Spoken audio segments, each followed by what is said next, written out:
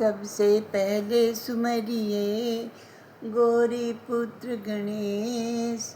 5 देव रक्षा करे ब्रह्मा विष्णु महेश। 5 देव रक्षा करे ब्रह्मा विष्णु महेश। करारविन्दे पदारविन्दं मुखारविन्दे विनिवेशयन्तं। वटस्य पत्रस्य पुटेशयानं बालं मुकुन्दं मनसा स्मरामि। श्री कृष्ण गोविंद हरे मुरारी, हे नाथ नारायण वासुदेव। प्रभु तुम्हारी कला के आगे, प्रभु तुम्हारी कला के आगे और किसी की कला नहीं भाई, और किसी की कला नहीं। पत्ते पत्ते पर पता है तेरा, फिर भी किसी को पता नहीं। पत्ते पत्ते पर पता है तेरा, फिर भी तुम्हारा पता नहीं। प्रभु तुम्हारी कला के आगे और किसी की कला नहीं। पत्ते पत्ते पर पता तुम्हारा, फिर भी किसी को पता नहीं, फिर भी किसी को पता नहीं। राजा परीक्षित कहते हैं कि हे सुखदेव जी, स्तुति समाप्त होने पर इंद्र ने वृत्तासुर का वध किया और वृत्तासुर के शरीर से निकला हुआ तेज भगवान के शरीर में विलीन हो गया। भगवान ने वृत्तासुर का उद्धार कर दिया। ऐसा महान भक्त होने पर भी वृत्तासुर राक्षस योनि में उनको क्यों जन्म लेना पड़ा? मुझे संशय है, मेरे संशय को दूर कीजिए। सुखदेव जी वर्णन करते कि हे राजन सुनो, वृत्तासुर पूर्व जन्म में चित्रकेतु नामक राजा था। उसकी बड़ी रानी का नाम कृतदुति था। उनके कोई संतान नहीं थी।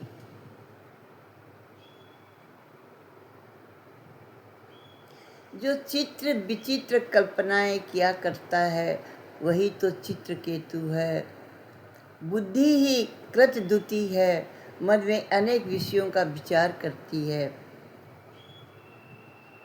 एक बार चित्रकेतु के घर में अंगरा ऋषि पधारे। राजा ने उनसे पुत्र मांगा क्योंकि उनको कोई संतान नहीं थी। अनेक रानियां होने के बाद भी उनको पुत्र की प्राप्ति नहीं हुई। अंगरा ऋषि ने कहा राजा से, हे राजन, पुत्र से माता पिता को ही कभी शांति प्राप्त नहीं होती, या शांति प्राप्त होती है ये कोई जरूरी नहीं। तुम पुत्र की इतनी इच्छा क्यों करते हो? लेकिन राजा के मन में संसार के इतने चित्र जमा थे कि उन्होंने बार बार दुराग्रह किया कि नहीं ऋषि, मुझे पुत्र चाहिए। ऋषि की कृपा से उनके घर में पुत्र का जन्म हुआ।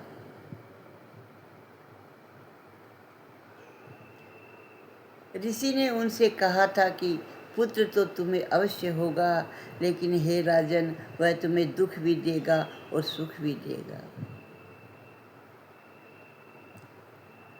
राजा की और अनेक पत्नियां थी। ईर्ष्यावश किसी विमाता ने बालक को विष दे दिया, अतः उसकी मृत्यु हो गई। जब पुत्र उत्पन्न हुआ था तो राजा को अपार खुशी हुई थी, और जब पुत्र मर गया तो चित्रकेतु और कृतदुति रोने लगे। इतना राजा को शोक हुआ, इतना राजा को शोक हुआ कि राजा लगा कि अब मरना सन्न हो गया।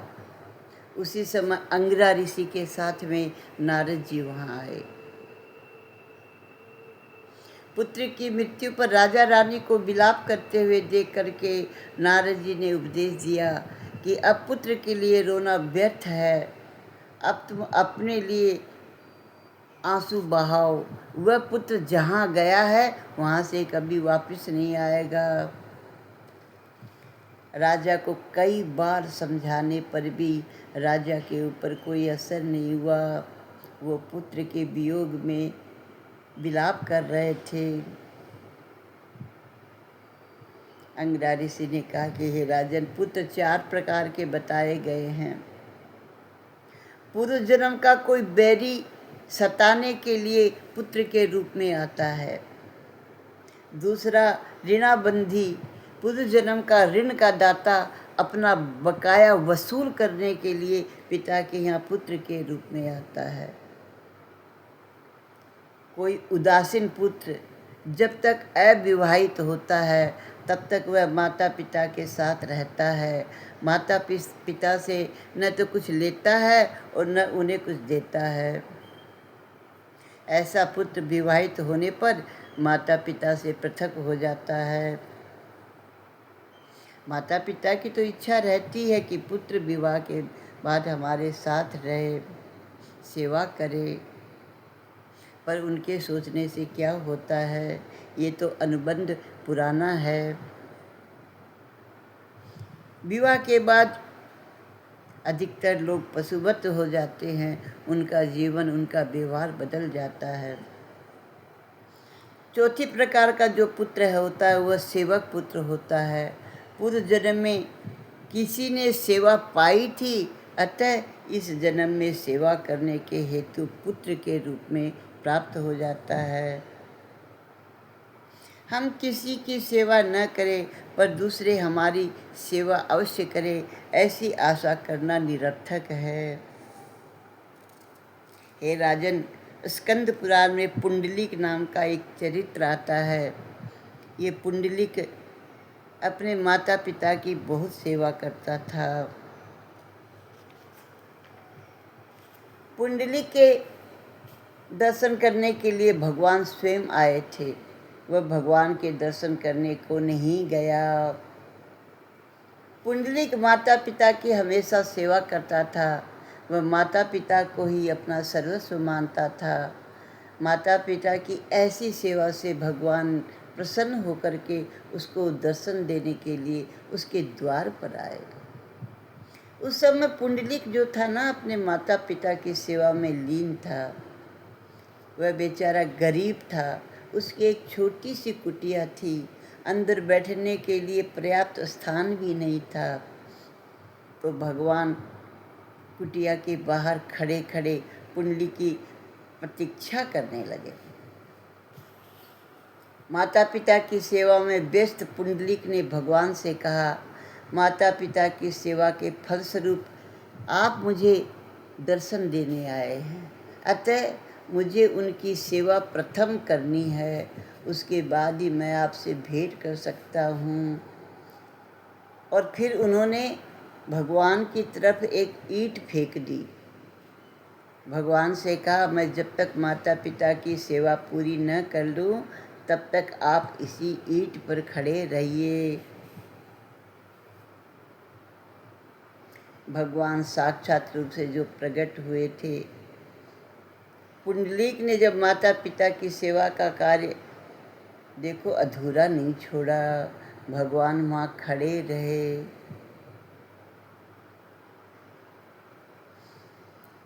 ईंट से बीट बना और उसका नाम पड़ा बिठोवा। खड़े खड़े भगवान थक गए तो उन्होंने एक हाथ अपनी कटी पर रखा। आज भी पंढरपुर में वैसी ही मुद्रा में भगवान खड़े हुए हैं। पुंडलिक ने उन्हें जिस तरह खड़े रहने को कहा था वैसे आज भी खड़े हुए हैं।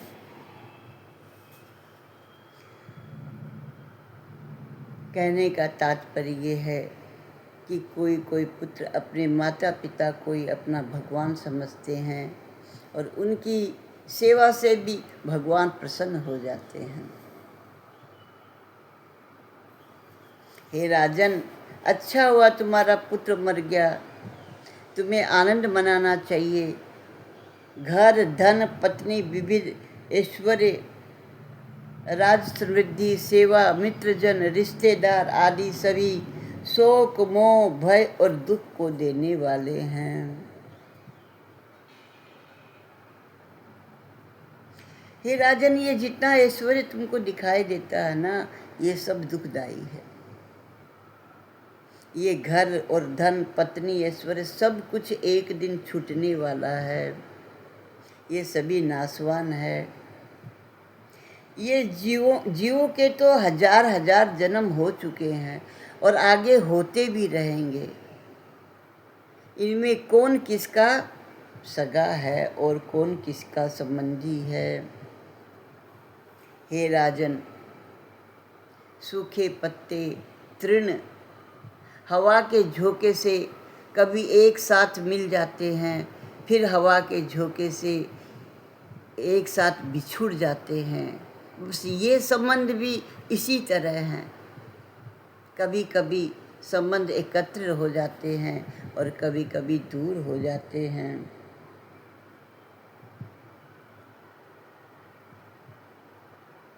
लेकिन राजा का शोक जब खत्म नहीं हुआ तो मृत राजकुमार की जीव आत्मा को बुलाया गया। उस जीवात्मा ने कहा कि मैं किसी को नहीं पहचानता, मेरे तो हजारों हजार जन्म हो चुके हैं, मैं उनमें कौन कौन से जन्म के माता पिता को याद रखूं, मेरे तो बहुत से माता पिता हुए हैं। ऐसा कहकर वह जीव आत्मा चली गई। नारद जी ने कहा, हे राजन, तुम किसके लिए रो रहे हो?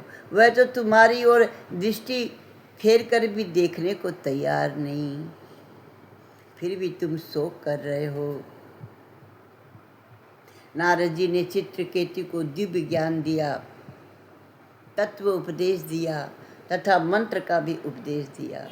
उसके पश्चात चित्रकेतु राजा ने तपस्या की और भगवान के नाम का बहुत जप किया। उसे भगवान के दर्शन हुए, उसके सारे पापों का क्षय हो गया, वह महान ज्ञानी और महासिद्ध हो गया और भगवान का पार्षद बन गया। एक दिन चित्रकेतु आकाश में विहार कर रहा था और घूमते फिरते कैलाश धाम पर चला गया। वहाँ पर उसने देखा कि पार्वती जी शिव जी की गोद में बैठी हुई है। ये देखकर उसके मन में कुभाव जागृत हो गया। विषय वासना में से चित्रकेतु का जन्म होता है। यानी विषय और वासना के दृश्य को देख करके उसकी प्राप्ति के लिए मन में प्राणी के चित्र उभरने लगते हैं, विचार करने लगता है, तो चित्रकेतु का जन्म होता है। प्रत्येक स्त्री पुरुष को नर और नारायण के रूप में देखने पर वासना उत्पन्न नहीं होती, लेकिन चित्रकेतु ने भगवान, शक्ति और शिव को सांसारिक भाव से देखा। ये चरित्र हमको स्पष्ट करता है कि बिना ज्ञान की भक्ति जो है ना, कभी कभी अनर्थ कर डालती है। शिव पार्वती के इस प्रकार बैठने का एक कारण था। एक बार कामदेव ने शिवजी से युद्ध करना चाहा तो शिवजी ने कहा, अरे भाई, मैंने एक बार तुझे जला दिया। तब कामदेव ने कहा, उस समय महाराज आप समाधि लगाकर बैठे थे, तो समाधि की अवस्था में कोई भी जीव जो है मुझे जला सकता है। मेरे मन में एक छोटी सी आकांक्षा शेष रह गई है। आप पार्वती जी का आलिंगन करके बैठिए, मैं उस समय अपना बाण चलाऊंगा। यदि आप उस समय निर्विकार रहेंगे तो मैं मान जाऊंगा कि मैं हार गया। तो शिव जी तैयार हो गए और पार्वती जी का आलिंग बंद करके बैठ गए। काम ने उन्हें विचलित करने की बहुत कोशिश की, किंतु वह सफल नहीं हो सका। शंकर जी तो निर्विकारी हैं। कामदेव ने अपनी पराजय स्वीकार कर ली और शिव जी की शरण में आ गया। चित्रकेतु राजा इन सब बातों से अनजान था, तो वह शिव जी की बहुत निंदा करा और बोला, भरी सभा में ये पत्नी को आलिंगन में लेकर के गोद में बैठा लिया है, इसे कोई लाज नहीं आती। शिव पार्वती तो निर्विकारी थे, किंतु उन्हें देखने वालों की आंखों में विकार था। हम किसी को सांसारिक भाव से देखते हैं तो मन में विकार उत्पन्न होता है, लेकिन अगर भगवान के स्वरूप को देखते हैं तो हमारे मन में विकृति नहीं आती। इस प्रकार लौकिक भाव से देखने के कारण चित्रकेतु का पतन हुआ। उसकी निंदा से शिव जी को तो कुछ भी बुरा नहीं लगा, लेकिन माता पार्वती को ये असह्य था। उन्होंने चित्रकेतु को श्राप दे दिया, अरे दुष्ट, तेरा अब असुर योनि में जन्म होगा। चित्रकेतु घबराया, तब माता पार्वती से क्षमा याचना करने लगा। तो देवी ने कहा, दूसरे जन्म में तुझे अनन्य भक्ति प्राप्त होगी और तेरा उद्धार हो जाएगा। पार्वती के श्राप के कारण चित्रकेतु को वृत्तासुर के रूप में जन्म लेना पड़ा। नारद जी और अंगरा जैसे संतों का समागम से मन बुद्धि जो नीचे की ओर बह रही है, पतन की ओर जो बहती है, वह ऊर्ध्वगामी होकर के और ईश्वर की ओर बहने लगती है जब संतों का समागम होता है। इसीलिए लक्ष्मी नारायण का सतसत पूजन करो, श्री कृष्ण के चरणों में अपना सर्वस्व अर्पित करो। विष्णु भगवान सत्वगुण के अधिपति हैं। उनकी सेवा करने से मन में सात्विक भावों की जागृति होती है। आंख मूंद करके बैठोगे तो विषय जो भीतर दबे हुए हैं वो बाहर आ जाएंगे। इन सांसारिक कलुषित चित्रों को मिटाने के लिए लक्ष्मी नारायण की सेवा करना आवश्यक है। अब दीति के दोनों पुत्रों की मृत्यु हो गई। दीति ने इंद्र को मारने के लिए व्रत किया कि मैं ऐसा पुत्र पैदा करूंगी जिससे इंद्र को मारा जा सके।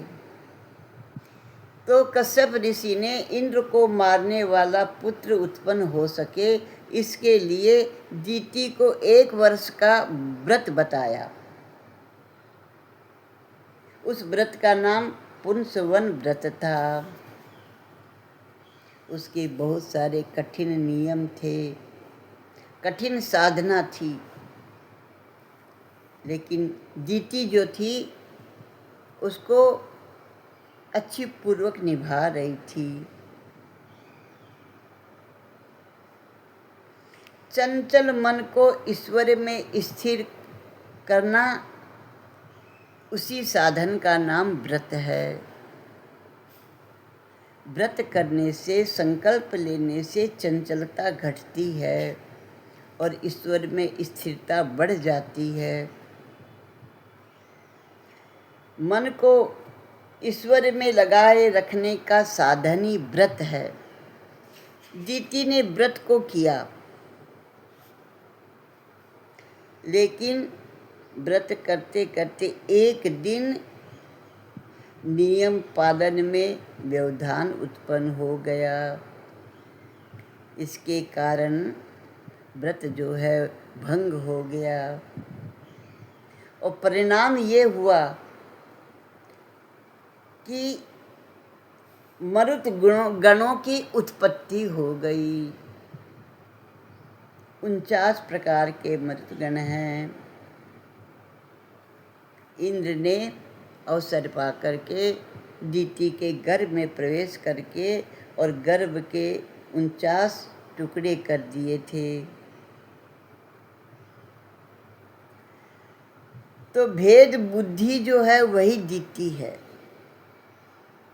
चंचल मनोवृत्ति को एक ही स्थान पर स्थिर करके एक को अनेक में निहारा जाए तभी व्रत सफल होता है। लेकिन दीति का व्रत सफल नहीं हो सका क्योंकि व्रत भंग हो गया था और इंद्र को अपने दुश्मन को अपने जीवन से हटाने का अवसर प्राप्त हो गया। भेदभाव के कारण दीति ने व्रत जब भंग हो गया तो दीति ने इंद्र से कहा कि ये 49 प्रकार की जो मेरी संतान है इनकी गणना अब देवताओं में होनी चाहिए। मरुत जो है गण बन गए। अब दीति के मन में इंद्र के प्रति जो कुभाव था ना वो सब दूर हो गया। इन मरुतगणों की उत्पत्ति का वर्णन करके छठे स्कंद की कथा सुखदेव जी समाप्त करते हैं। श्री कृष्ण गोविंद हरे मुरारी, हे नाथ नारायण वासुदेवा। श्री कृष्ण गोविंद गोविंद हरे मुरारी, हे नाथ नारायण वासुदेवा। श्री कृष्ण गोविंद हरे मुरारी, हे नाथ नारायण वासुदेवा।